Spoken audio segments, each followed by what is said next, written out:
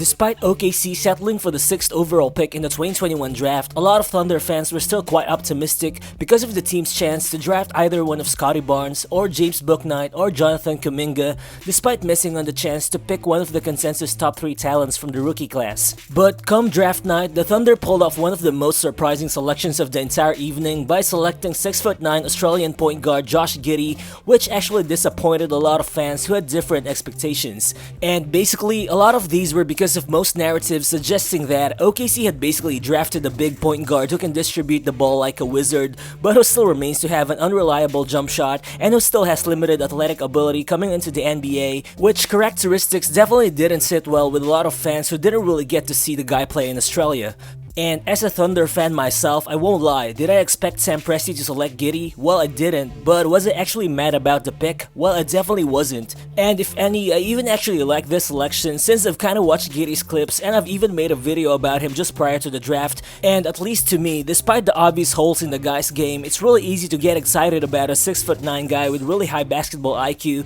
who can be a triple-double threat at any given night, who still has so much potential to unlock in his game, and yet, who has already won the NBL's Rookie of the Year award while thriving in a professional basketball league full of grown men at only 18 years old. And it's just that if you put that kind of player in today's NBA, which puts a premium on versatile wing-size playmakers, considering that 3 of the last 4 Rookie of the Year winners in Ben Simmons, Luka Doncic, and LaMelo Ball all fit in that category, I mean, who knows just how well Giddey can actually contribute in the long run. And after playing 4 preseason games, Giddey has actually shown glimpses of his potential NBA impact, as he has surprised a lot of people by averaging a well-rounded 13.5 points, 7 rebounds, and 5 assists, while shooting an efficient 52.2% from the field and an excellent 40% from 3, which numbers are definitely not bad for a guy who was mostly criticized for being a 6th overall pick. So what's good guys, it's Real Balls here, and I know he's only done it in the preseason and it's probably too early to get into the hype train, but in this video, we'll look at why Josh Giddey just might be the real deal and how he's actually proving a lot of people wrong. So let's get to it.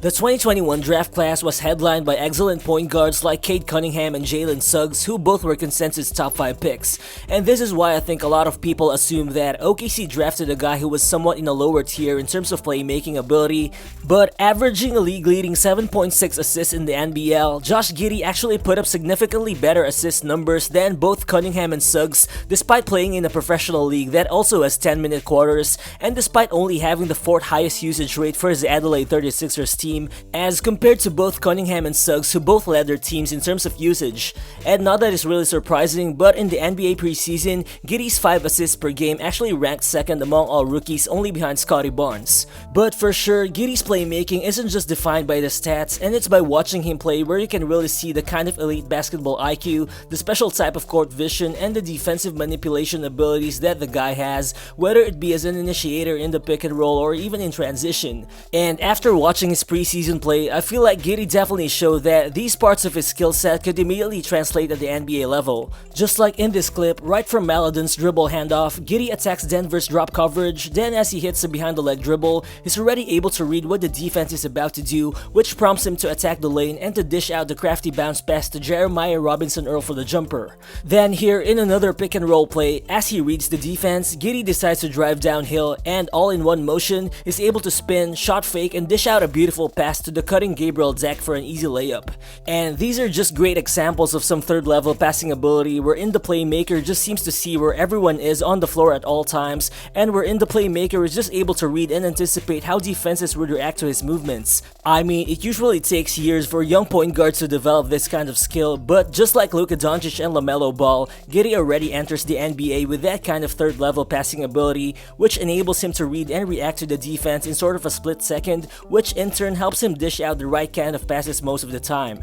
Which is why I think at this rate, Giddey could even put up better assist numbers for OKC than he did in the NBL, cause if the preseason is any indication, it looks like he would be playing close to 30 minutes every game with full 12-minute quarters, and considering how pick and roll heavy OKC's offensive sets are, you can just imagine how easily Giddey would be able to create plays for the Thunder's big man like Mike Muscala, Isaiah Roby, JRE, or Derrick Favors, all of whom can also pretty much shoot from extended range. So at this point, I think both the numbers and the eye test suggest that Giddey already has the makings of a true generational playmaker in the long run. But for sure, the question with him is, how much can he actually improve in those other areas of concern associated with him, which of course starts with his jumper. Well, Giddey was criticized for his shooting, both with his numbers and his actual shooting form, as he only shot 29% from 3 in the NBL, and also because scouts have pointed out how awkward his shot looks like because of his low set point and because of how his legs sort of bend in once he releases the ball. But if you look at it, his bad outside shooting numbers could be very tricky,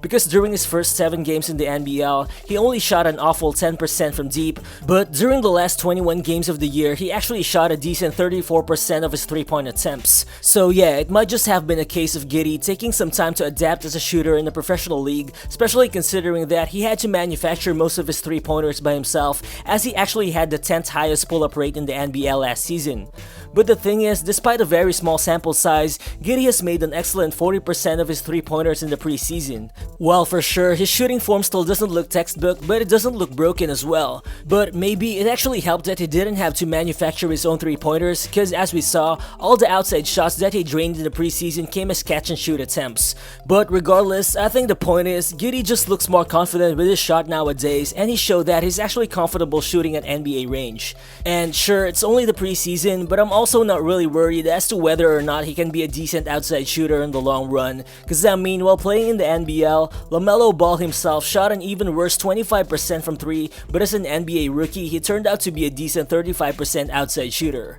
Plus, it looks like Giddey is just in the perfect environment to get a lot of reps as a shooter, cause he'll definitely get a ton of open looks in OKC, considering that defenses will have to crowd SGA, and considering that Dort will also start to command more attention as he looks like a much improved shooter heading into the season. But personally, I still think the most intriguing part of Giddey's offense right now is his mid-range game. Well, of course, in today's NBA, only the elite mid-range guys like Kawhi or DeRozan or even Luka Doncic are encouraged to create shots from that area, but I think this can also be a perfect scoring zone for Giddey just by looking at his size and his ability to exploit mismatches. While he only shot 35% in the mid-range in the NBL on very low volume too, but in the preseason, Giddey didn't hesitate to let it fly from around 12 to 20 feet, and he actually looked good creating his own shot. Just like in this clip, Giddey patiently snake dribbles around Monte Morris, then once he gets the right amount of separation with both Morris and the drop big Jokic, he just gathers himself for the fadeaway step back. And again here, fresh off the Theo Maledon pick, as he attacks the drop coverage, he's able to create just the right amount of space to be able to cook ball with the jumper.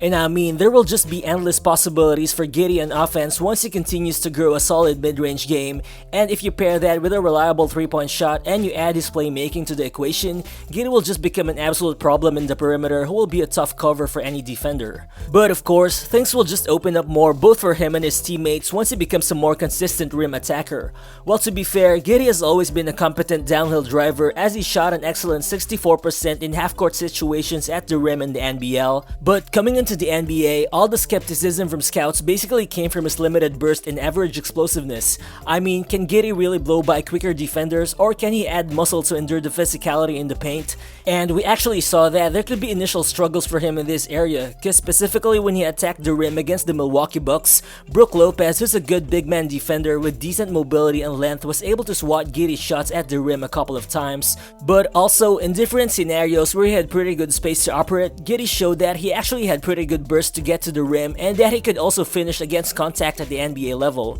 Just like in this clip, fresh off grabbing the rebound, Giddey pushes the ball in transition, then he hits Kelly Oubre with a simple left-to-right crossover as he's able to finish the tough shot at the rim even with contact. And here, fresh off the nice SGA skip pass, Giddey takes advantage of the late closeout by MPJ as he quickly drives downhill to finish the reverse layup just above Nikola Jokic. So obviously, these tough finishes are just good signs for Giddey's offensive development. I mean, he also just turned 19, which means his body will still definitely add up some more muscle, and once that happens, just imagine how hard it would be to defend a 6'9" guy who has the ability to dish out any kind of pass out there, who also gets ahead of steam when attacking the basket. And another advantage of having a 6'9" frame is that when he combines his size with his natural nose for the ball and some effort, Giddey is just able to grab a lot of rebounds. And I mean, despite being a point guard, he actually ranked 10th in rebounds per game in the NBL, which is a very physical league by the way. And in the preseason, he actually averaged 7 rebounds per game, and that actually ranks 5th best among all rookies,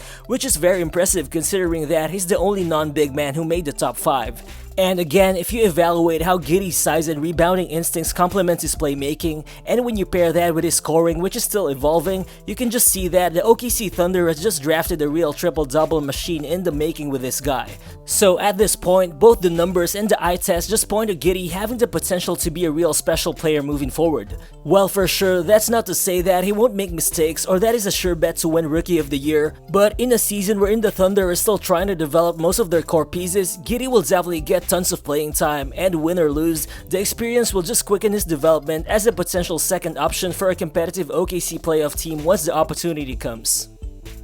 So what do you guys think is Josh Giddey's ceiling? Feel free to drop your thoughts in the comment section below, and if you've enjoyed this video, please do hit that like button and do consider subscribing as well. Again, this is Rero Balls, and I'll see you on the next one. Peace.